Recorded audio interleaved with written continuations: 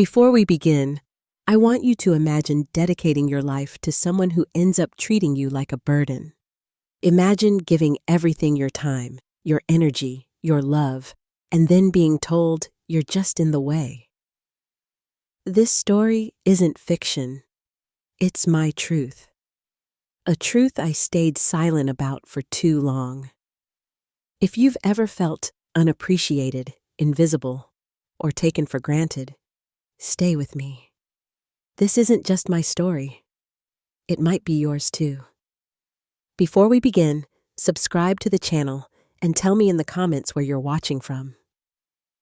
My name is Helen Parker. I'm years old, and I live in a quiet neighborhood just outside Portland, Oregon.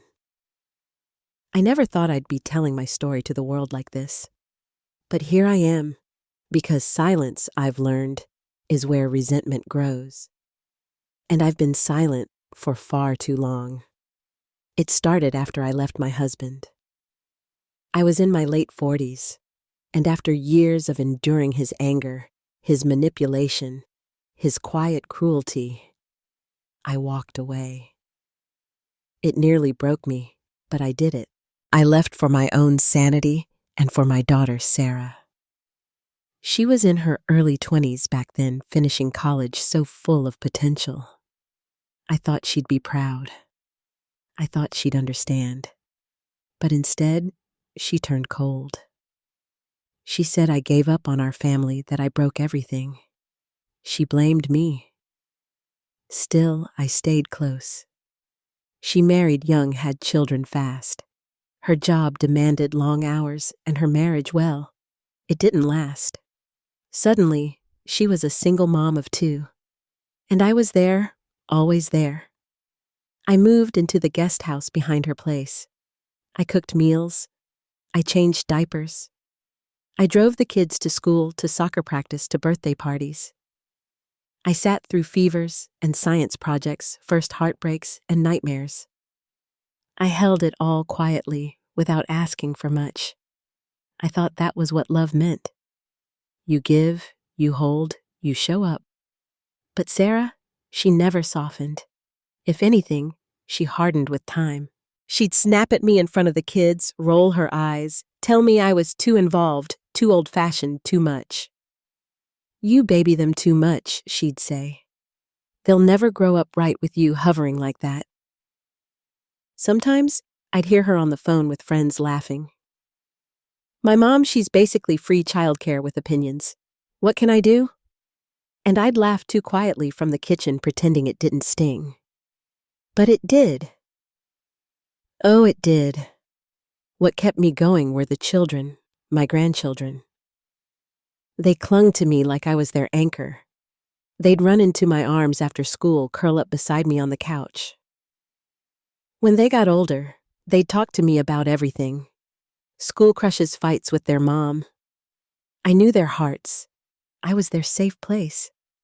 And yet I couldn't ignore the way Sarah looked at me like I was something temporary, a shadow in the background of her life. Not a mother, not a woman with a past, just a body that cooked, cleaned, and made sure her life didn't fall apart. I began to wonder if she ever really saw me at all. Then came the day that changed everything. It started with fatigue, not just tiredness, but a bone-deep exhaustion that wouldn't leave. I couldn't walk from the kitchen to the porch without needing to sit down. I was losing weight. My hands shook. The doctor ran some tests, then more tests. Then he sat me down with those eyes that try to soften the blow. Cancer. Aggressive. I went home that day with a silence heavier than anything I'd ever carried. I didn't know how to tell Sarah. I was afraid not of the illness, but of her reaction.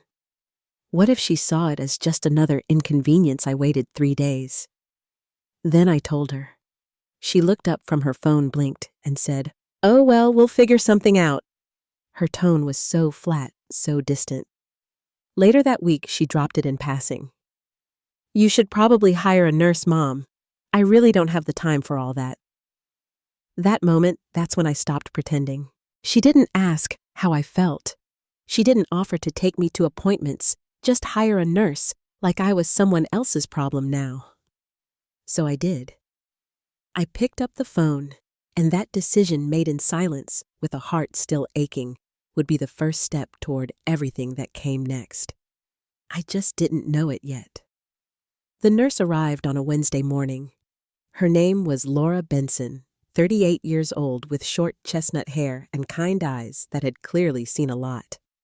She had that type of quiet strength, the kind of presence that didn't demand space, but somehow filled it anyway. Sarah wasn't home when she first came by. It was just me sitting on the porch, wrapped in a shawl, pretending the crisp Oregon air didn't cut through my bones. Laura walked up with a clipboard and a smile that didn't feel forced. Not like the ones I was used to. "Mrs. Parker?" she asked. "Helen," I corrected. "Just Helen." She nodded, and from the moment she stepped inside, something shifted. There was no awkwardness, no hesitation. She wasn't intrusive or overly cheery. She just saw me. Not as a patient, not as a problem, just a woman who needed a little help. The first week was simple. Medication schedules, food prep, light cleaning doctor's appointments. But Laura did more than that. She noticed things. She saw when my hands trembled before I even did. She brought warm socks without being asked. She refilled the bird feeder because she figured the view might cheer you up. Little things.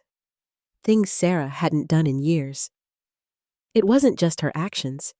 It was how she talked to me like I mattered, like my thoughts weren't an inconvenience. We'd sit on the porch after lunch, and I'd tell her about the garden I used to keep before my body turned on me. She'd listen, really listen, and then say something like, "You should tell me which flowers to plant. I've got the hands, you've got the vision." I hadn't smiled like that in a long time. When Sarah came by to see me, and I say, "See me generously," because she mostly stood in the doorway scrolling through her phone, she didn't ask how I was feeling. Her eyes darted around the house, focused on what Laura was doing or not doing. "How's the nurse?" she asked one afternoon, sipping her iced coffee like it was the only thing that mattered. "She has a name," I replied. Sarah raised an eyebrow. "Okay, how's Laura?" "She's wonderful," I said, maybe too firmly. "She takes good care of me." Sarah didn't respond. She just nodded, her lips pressed tight, and left a few minutes later. No goodbye hug, no checking my prescriptions. Nothing. It was around that time I started noticing the change in myself. The more Laura cared for me, the more I realized how little care I'd allowed myself to receive over the years. Not just during the illness, but before. During the marriage, after the divorce, even with Sarah, especially with Sarah. One evening, Laura sat with me while I waited for the results of another scan. I was quiet, spiraling in my own mind, and she said gently, "You've carried a lot of people for a long time, haven't you?" I just looked at her. "You don't have to keep holding everyone up," she added. "Let someone hold you for once." I cried that night. Not just tears, those deep aching sobs you save for when you know no one's listening. Except someone was, and she didn't look away. The strange thing was, Sarah began visiting more often after that. But it wasn't warmth she brought. It was energy. Tense, distracted, sharp, like she was watching, waiting, measuring. She asked more questions, but they weren't about me. How many hours does Laura work? Does she cook for you too? Do you really need someone here every day? It wasn't concern.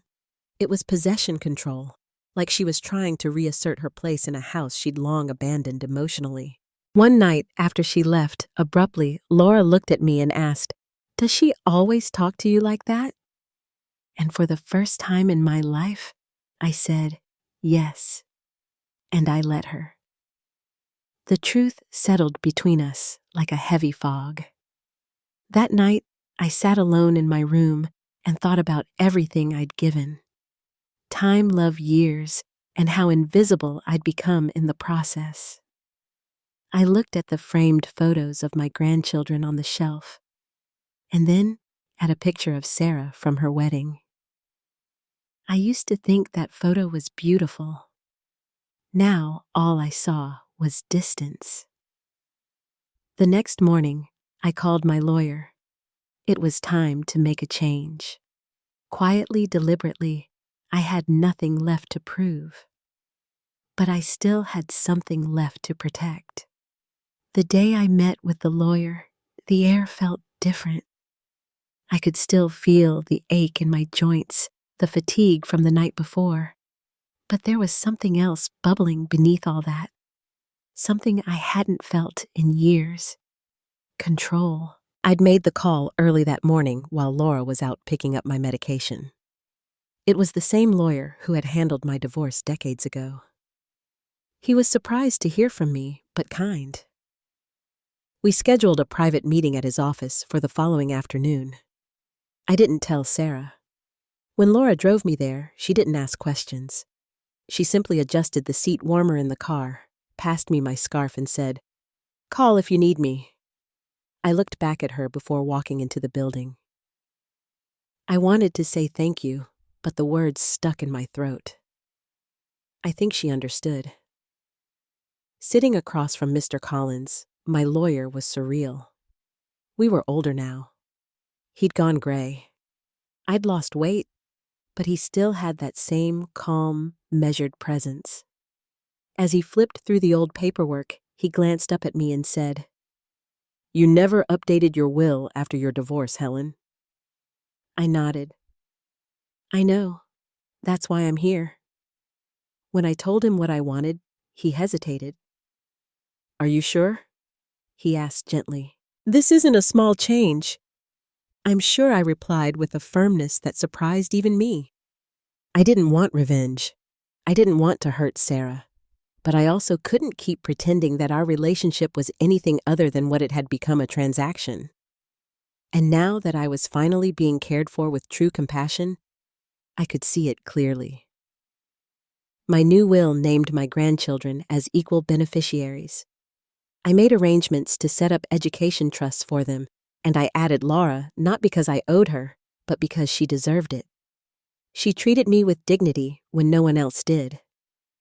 I signed the papers, sealed them away, and walked out of that office with a strange sense of peace. But that peace wouldn't last long. Sarah showed up unannounced 2 days later. She walked in like she still lived there, barely nodding to Laura as she passed her in the hallway. I was in the kitchen trying to eat something small. My appetite hadn't been great lately. She tossed her purse on the counter and leaned against the fridge. "So," she said, arms crossed, "you've been spending a lot of time with the nurse." I blinked at her. "Laura, her name is Laura." "Right. Laura." Her tone was tight-clipped. "The kid said she's been driving them to school," she offered. I said carefully, "It helps me, and they like her." Sarah laughed without humor. "Of course they do. She's probably spoiling them to get on your good side." I stared at my daughter, unsure if I was shocked or just tired of being shocked. Why would she need to get on my good side? Sarah hesitated. "I don't know. People have motives. You're not naive. Are you, Mom?" That word, naive. After everything, after decades of cleaning up her life and holding hers together with my bare hands, she called me naive. I stood slowly, bracing myself on the edge of the table. "Laura hasn't asked me for a single thing, Sarah. Not once. And in case you haven't noticed, she's the only person treating me like I matter." That hit her. I saw it in her eyes, but she covered it with a scoff. "Whatever. Just don't be stupid about your money. Okay?" She left 5 minutes later. Didn't even say goodbye. I sat in that silence for a long time, staring at the front door she'd slammed shut.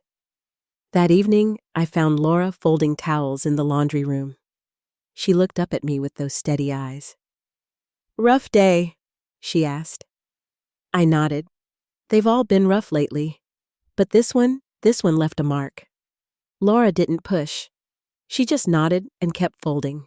It was the first time in years I felt truly seen. And more than that, I felt worthy of being seen. I realized then that love isn't just about blood. It's about presence, respect, kindness, and sometimes the people who give you those things aren't the ones who share your DNA. They're the ones who walk in when everyone else walks out. Days passed, and with each one, I felt both stronger and weaker. At the same time, stronger in my resolve, weaker in my body. The treatments were brutal. I'd sit through them in silence, letting the IV drip into my veins like it was pulling pieces of me out instead of healing anything. My hair thinned. My appetite disappeared. The mirror stopped feeling like my friend. I no longer recognized the woman staring back at me. But through it all, Laura stayed. She was there when the nausea hit. She was there when my legs gave out one morning and I collapsed in the hallway. She caught me, literally caught me, and didn't let me fall. She stayed up late making bone broth from scratch when she found out it was the only thing I could stomach. She didn't just care for me, she cared about me. And Sarah, she dropped in once every few days maybe. Sometimes with the kids, sometimes not. She'd hover near the door like she had somewhere better to be. Always checking her phone, always distracted. Every visit felt like an obligation she couldn't wait to cross off. One afternoon, after a particularly rough treatment, I was lying on the couch. A blanket pulled over me. Laura sat quietly nearby reading. Sarah came in unannounced as usual, sunglasses still on, coffee in hand. She barely looked at me. "You really need her here every day?" she asked, nodding toward Laura. Laura didn't even flinch. She kept reading. "Yes," I said plainly. Sarah snorted. "You're being dramatic. I mean, I know you're sick, but she's not family mom."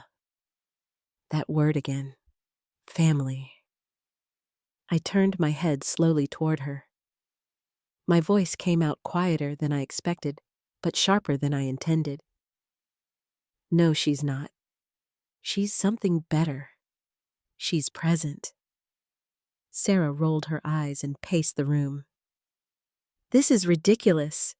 You act like I've never been here for you." "You haven't," I said, the words catching even me off guard. She froze, one foot mid-step, her mouth opened and closed like she wanted to argue, but nothing came out. I didn't say more. I didn't need to. She left a few minutes later, muttering something about needing to pick up the kids. After she was gone, Laura looked up from her book and said softly, "You okay?" "No," I whispered. "But I will be." Later that night, I lay awake, staring at the ceiling, the quiet hum of the oxygen machine in the background. I thought about everything I'd swallowed over the years, all the times I put Sarah's needs ahead of my own, all the birthdays, breakups, meltdowns, and moments when I dropped everything just to be there. And now I was asking for one thing: support, and she couldn't give it. She didn't even try. That's when it hit me. This wasn't about her being busy or overwhelmed or tired. It was about choice, and she'd chosen distance over and over again. The next morning, Laura brought me breakfast on a tray. Toast eggs and sliced strawberries. I hadn't asked for strawberries. She just remembered I liked them. "Thank you," I murmured, taking the tray with trembling hands. She smiled and said, "It's what you deserve." That simple phrase stayed with me all day. It was what I deserved. Not the guilt, not the blame, not the cold visits, or the eye rolls, not being treated like a burden. For the first time in my life, I let that thought bloom without shame. I deserve more, and I wasn't afraid to claim it. Laura became my shadow, but in the best possible way. She moved through the house with quiet ease, never overbearing, never invasive, just there, steady, constant. And it was that consistency that began to heal something deeper in me, something I didn't even realize was broken. She didn't pry, but she noticed. The way I winced when I stood. The way I rubbed my temples when a memory hit too hard. The way I stared a second too long at the window when the grandkids' laughter echoed faintly from the backyard. One afternoon, I was sitting in the garden with a blanket across my lap when she came out with 2 cups of tea. It was chilly for spring, but I liked it that way. The air made me feel awake. She handed me a mug and sat beside me. "You always look out this window," she said gently. "What are you thinking about?" I didn't answer right away. I watched a blue jay hop along the fence, its feathers flickering like silk in the breeze. "I think about how much I've given," I said quietly, "and how little I've asked for." Laura didn't respond. She just sipped her tea and waited. "I raised Sarah," I continued. "I held her when she was sick, when she cried over boys when her marriage ended. I stayed up all night baking cupcakes for her kids' birthdays. I canceled plans, skipped holidays, ignored my own health just to keep her life moving. And she doesn't see it," Laura said softly. I nodded. "Worse, she sees it and still treats me like I'm disposable." There was a long silence between us. Not uncomfortable, just full like the air had weight. Then Laura said something I'll never forget. "Sometimes the people we give the most to are the ones who think we owe it to them." The truth of it stung, but it also soothed something raw inside me. She understood not just my situation, but me. That evening, I sat alone in the den and stared at the old filing cabinet where I kept my important documents, insurance, property deeds, medical directives, and my will. I'd never changed it, not since my divorce. Everything still listed Sarah as the sole heir. Back then, it made sense. She was my only child, my legacy. But now, she wasn't living like a daughter. She wasn't showing up like family. I thought about the grandkids. Sweet, curious, kind-hearted. They'd been shaped more by my love than Sarah's presence. I thought about Laura, how quickly she'd become more than just a nurse, a friend, a caretaker, a quiet protector. I knew what I had to do. The next morning, I called Mr. Collins again. We met 2 days later, and I told him firmly and clearly that I wanted to revise everything. "My grandchildren," I said, "they get equal shares. And Laura, she gets the house and the savings account." He raised an eyebrow. "Your daughter, she gets nothing." He paused, then nodded slowly. "Understood." I signed the papers with a hand that shook slightly, not from doubt, but from the weight of the decision. When it was done, I felt lighter, freer, like I'd taken back something I didn't even realize was mine. Later that evening, Laura found me on the porch again. "You've been quiet today," she said. "I made a decision," I replied. "A big one?" She looked concerned, but didn't press. "I just realized," I continued, "that I've spent my whole life trying to prove my worth to people who never deserved it." Laura placed a warm hand over mine. "Then maybe it's time you stop proving and start living." I looked at her, then really looked at her, and for the first time in years, I felt something settle inside me. Not peace, not yet, but purpose. The calm didn't last. It never does it? A few days after I signed the new will, I overheard a conversation between Sarah and one of the kids. She'd stopped by unannounced again, claiming she just wanted to check in, though she spent most of the time fiddling with her phone and asking questions that weren't really questions. "Has the nurse been sleeping here?" she asked my grandson when she thought I wasn't listening. I was in the hallway out of sight, but her voice carried. Does she use Nana's car? What about the credit cards?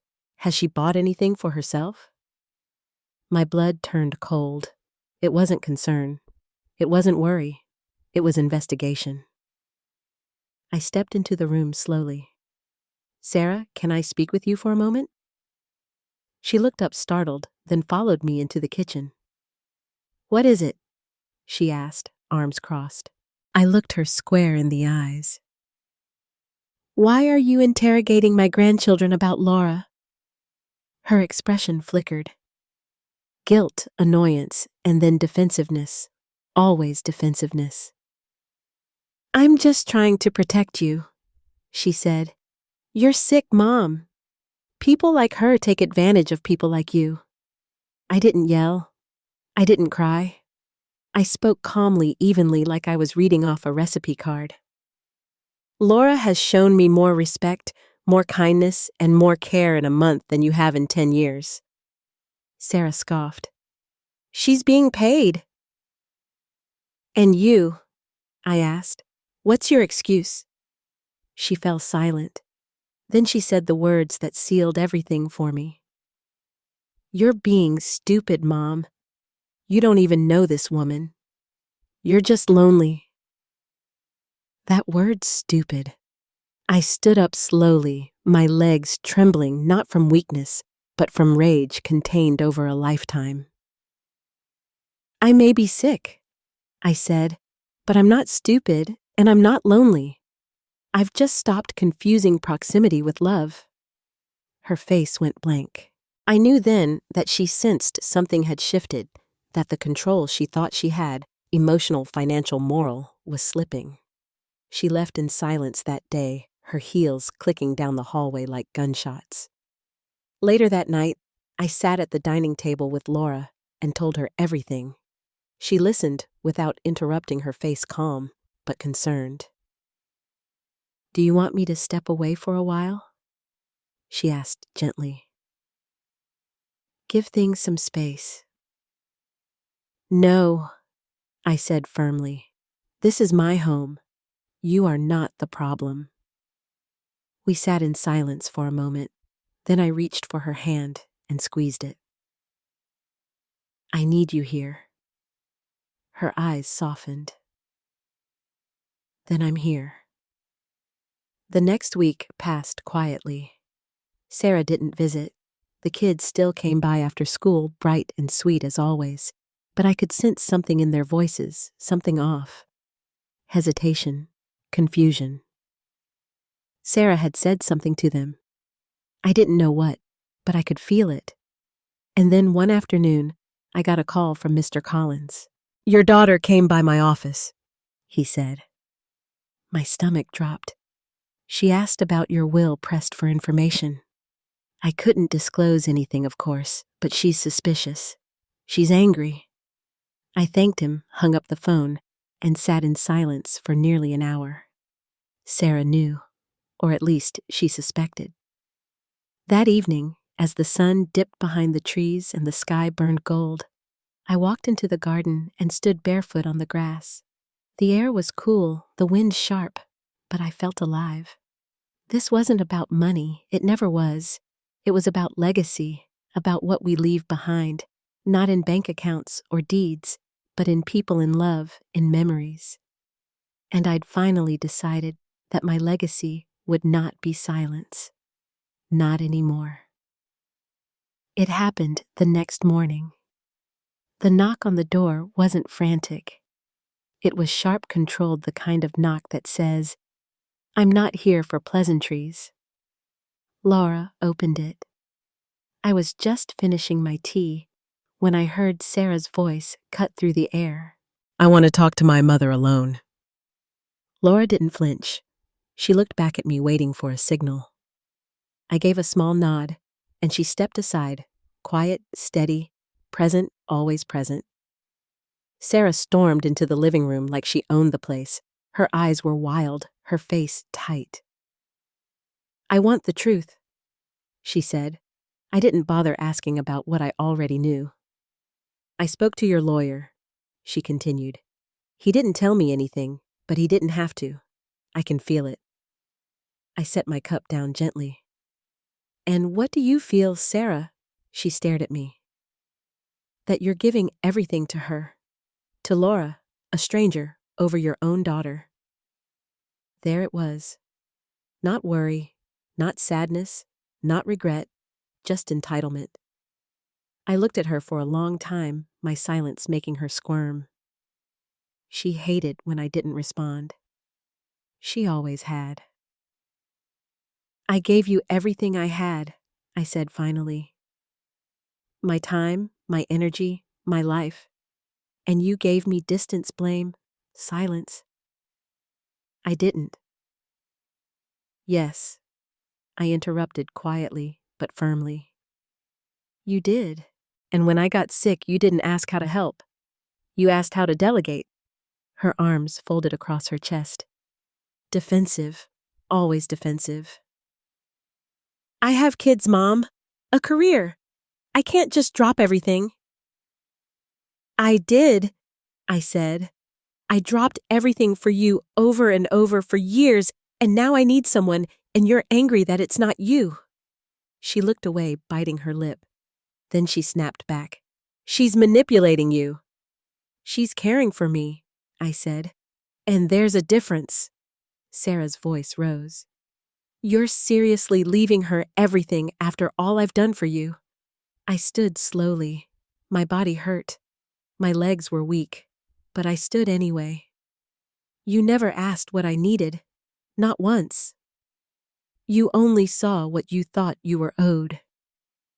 Tears welled in her eyes, but they weren't tears of sorrow. They were rage, disbelief. She's not family, she yelled. No, I said. She's better. And that broke her. She didn't cry. She didn't scream. She just froze. And then she whispered something I wish I could forget. You'll regret this. She turned and walked out without another word. The door slammed behind her, and for the first time in a long, long time, I didn't flinch. Laura came in a few minutes later, silent as always. She didn't ask what happened. She didn't need to. She just sat beside me. I think she hates me now, I said. She doesn't hate you, Laura replied. She just hates that you're not under her control anymore. I looked down at my hands. They used to be strong hands that raised a child, ran a household, carried too much weight. Now they trembled in stillness. She always said I was the strong one. I whispered, You are. Laura said, You just forgot that strength can say no too. That night, I lay in bedding everything. All the years I swallowed pain. All the ways I justified her behavior. All the times I convinced myself she'd grow out of it or grow into love. But some people don't grow into love. They grow into need. And when they don't get what they want, they punish. And now she couldn't punish me anymore. I'd chosen differently, and that choice was already changing everything. After that day, something inside the house shifted. The silence between Sarah and me was no longer the kind that waited to be broken. It was the kind that built walls, cold, tall, and deliberate. She stopped visiting entirely for days. No calls, no texts, just quiet. But it wasn't peaceful because outside the silence she was busy. Laura began to hear whispers from the neighbors. Is it true that woman is living there full time? Now I heard Helen changed her will. Gave it all to the nurse. That poor daughter, after everything she did for her mom. The pity wasn't for me. It was for Sarah. She was painting a picture of herself as the abandoned daughter, the victim. And Laura, she was the villain, the homewrecker, the manipulator, the gold digger. I told Laura to ignore it, but I could see the way it chipped at her. She started avoiding the front yard. She stopped chatting with the mailman. One night, I caught her crying quietly in the laundry room, wiping her eyes with the sleeve of her hoodie. This is my mess, I told her. No, she said barely above a whisper. I'm the one being accused, and I can't even defend myself. I put a hand on her shoulder. You don't have to. I know the truth. But the damage was already crawling into the corners of the house. The kids, my grandchildren, they started pulling away too. Not drastically, not cruelly, but there was a hesitance, a weight in their eyes. They came by less. They stopped asking Laura for help with homework or snacks. One evening, my oldest grandson sat next to me on the porch. Quiet. Mom said, "You're mad at her," he mumbled. I looked at him heartbreaking. I'm not mad, I said. I'm just tired of pretending things are okay when they're not. He stared at his shoes. She said, Laura's stealing our house. That hit me harder than any insult ever had.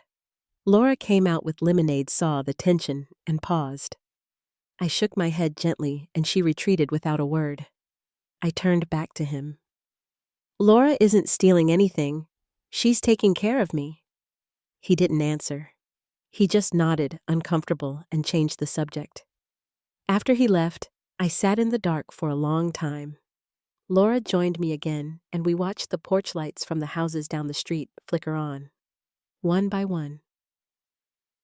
I should leave, she said finally. I turned to her, stunned. What if I go? Maybe she'll back off. Maybe the kids will come back. I shook my head. No, you don't get to be punished for being kind. She looked at me with tired eyes. But I am. And I realized then that Sarah's war wasn't just against me. It was against anyone who gave me the love she refused to offer. She couldn't stand to see someone else do what she wouldn't. Couldn't stand that I'd chosen someone else. Not out of spite, but out of need. That week, Laura stayed quieter still, helpful, still warm. But I could feel her pulling into herself, protecting her heart. And I hated that.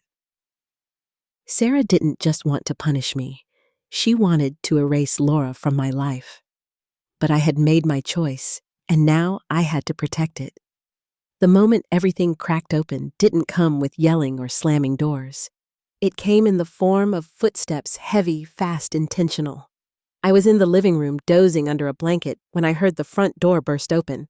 Laura had stepped out just minutes earlier to run an errand. I assumed it was her until I heard the voice. Sarah. Where is she? She called, her voice sharp and cold. Before I could sit up fully, she was already in the room, face flushed, eyes wild. Sarah, what are you doing? She ignored me. Where is she? She asked again, louder. Where's Laura? She's not here right now, I said, forcing myself upright. My heart was already racing. Sarah began pacing. Good, because I swear to God, Mom, if I see her again in my house, I cut her off. This is not your house. The words hung in the air like smoke. She froze. What did you just say? I steadied my breath. My body trembled. Not just from illness, but from something older, deeper, rage pain.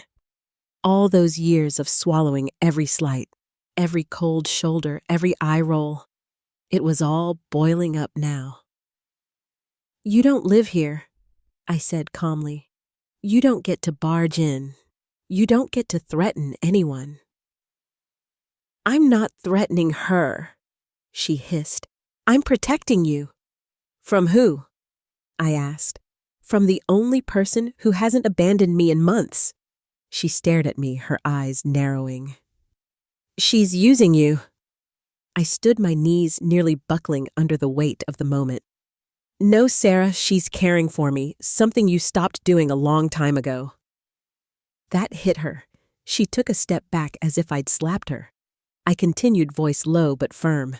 You come here like a storm. You throw accusations, spread lies, and now you want to run the person who saved me out of this house. She's not family, Mom.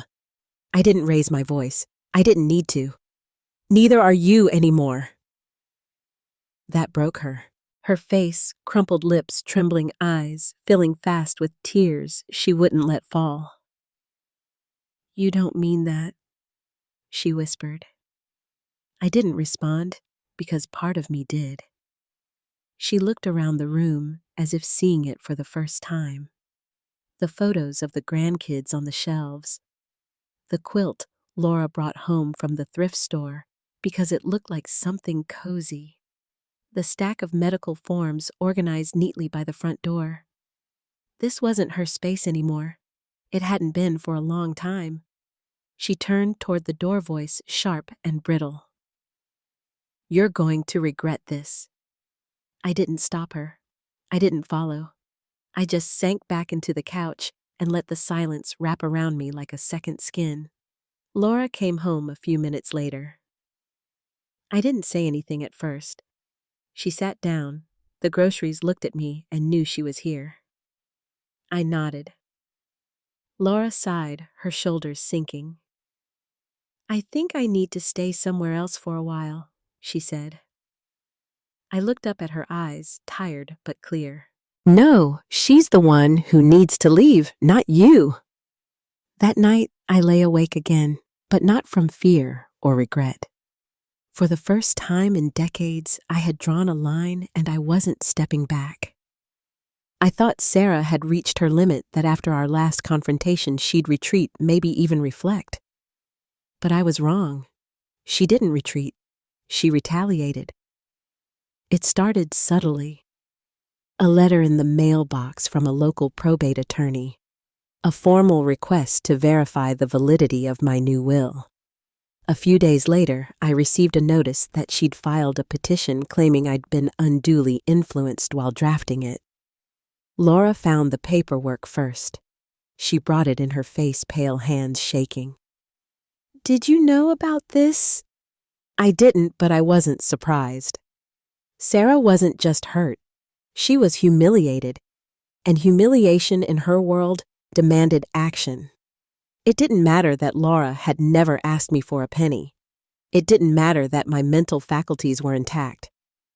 None of that mattered to someone like her, someone who believed love was earned by proximity, not presence. I called my lawyer immediately. She doesn't have a case, he assured me. You were of sound mind. There's no evidence of coercion, but it'll get messy. Messy. That word hung heavy in the air for days. Sarah didn't stop there. She called my siblings, people she hadn't spoken to in years, telling them I was being manipulated.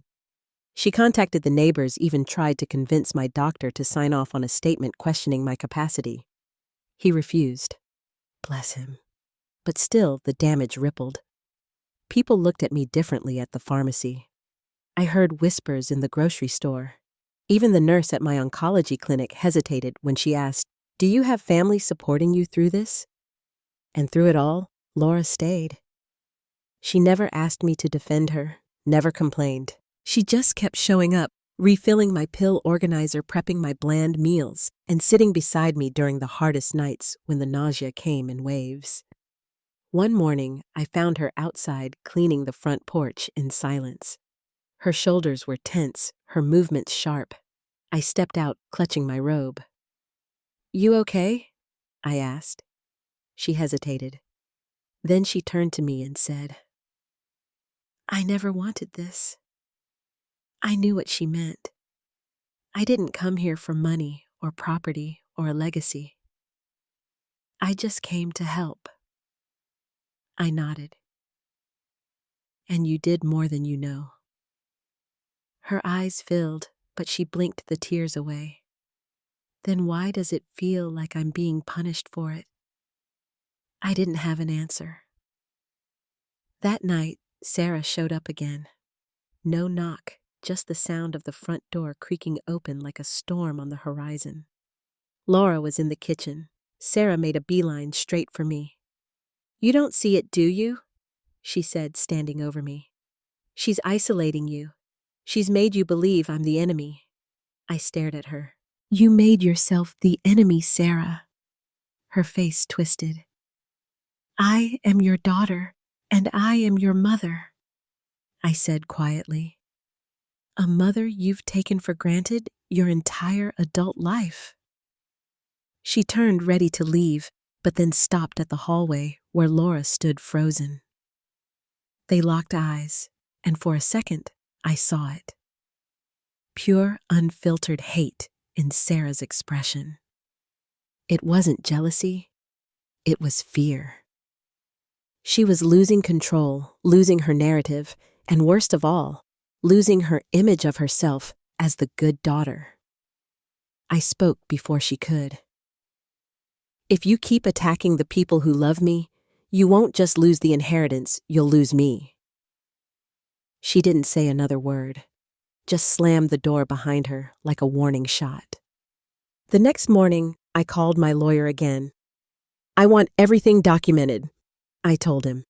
Every visit, every threat, every legal move she makes, because Sarah may have declared war, but I wasn't fighting with fists.